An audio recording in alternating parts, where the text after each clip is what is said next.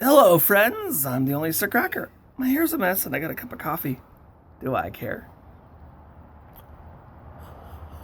I like the new mug. I know. I have an addiction for mugs, but I don't ever tell anybody about it. Whoops. That's not good. Oh man, am I in a transition phase or am I in a transition phase? Let me turn the camera around and show you what I've got going on. Okay. Hi. There's a lot of plants there. So, in these two trays, I've got all of my indoor pepper plants. There's the Bavarian. This one, Bavarian Rainbow. Yeah, I've trimmed it back a lot. I'm definitely an advocate of trimming my peppers back, especially when they're in the house as much as they are. But you can't really tell because they all have one straight stalk on them. Even though I've trimmed them back, whatever. So they're outside now. Guess what? They're staying outside now. And I saw it earlier. Where is it? There's an ancho pepper in here. I wanted to show you this. If I can get it out safely, that's not it. This one? There it is.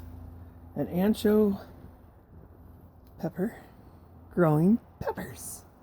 It's the first pepper of the season. Look at it. Look at it. You see it? Pretty cool. First one of the season. So we've already got fruit forming on the peppers. And so I am so super excited. So super excited.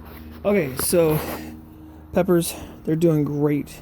Tomatoes are long and lanky, just like I want, because I'm going to plant them in the bottom of 5-gallon buckets.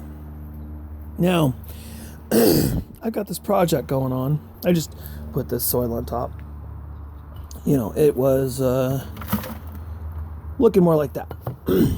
I've trimmed all of the leaves off the bottom.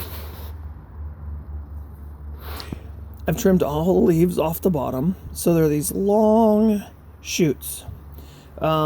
This, I don't know which one of them. One of them had 2 grow tips, and I didn't want 2 grow tips.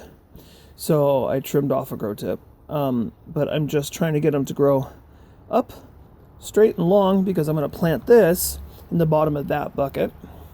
So let's do that now, shall we? Whoa, wait a minute. No, there's stuff over here. Let me show you this first. Oh, don't mind the cup of coffee. I'll make it disappear. All right, so I brought out that really awesome melon. It is a tiger melon, I believe. I believe that's catnip I've got in there, but I'm not 100%. And then next to the catnip, I have leeks. And they're looking like, well, leeks. They need to be thinned out. These tomatoes are looking okay. There's a Rapunzel in there. That looks really good right here towards the front. See, there's the Rapunzel. Looking good. Not too shabby. You know, I mean, I've grown a lot worse, but this thing is just the color of the foliage and I mean, it's putting out like crazy. So, and then over here, I decided to bring outside the marigolds. They're long and lanky and crazy, and I'm hoping that they, become normalized. And then in the middle, I have these guys. These are what do they call them? Huckleberry. They're like some sort of berry, huckleberry or something. And they come back year after year. They're like a bush. So we'll see how those go. That was more of something I just decided to do just for fun, just to see what would happen. So, all right, I'm going to go ahead and pause the video now and get this all set up, and then I'll show you what I've done. Okay, I tried to set up the tripod there, so I didn't. I propped you up on the fire, or the barbecue. So just stay put, don't move, okay? So the first thing I've done is I put about, I'd say about 1.5 inches of this potting soil in the bottom of my 5-gallon bucket. I'll move it over here for you so you can see it better. So about an inch and a half down there. Now this is a potting mix, and it is got all kinds of organic matter or that kind of stuff in it. Happy Frog is what this is, and it comes in the brown bag, and I love it, especially for indoor plants. But this is going to be an outdoor thing. It'll be just fine. I'm going to put lots of compost tea and stuff in this as time goes on. So here's the tomato. Now I want to show you this because it is so root bound. I'm going to try to get it out of here without doing any major damage. Usually when you do this, you have one in the middle so you can put your hand, Spock, put your hand around it, support it. I'm not having any luck doing that because, well, I don't have like 7 fingers to my hand. But I want to show you this. So I'm taking it out, and it is pretty dense. I don't know how well you can see the roots in this. It's not root bound. This is about perfect. I'm not going to tease these or anything. I'm just going to set these down in the bottom of the 5-gallon bucket, just like this.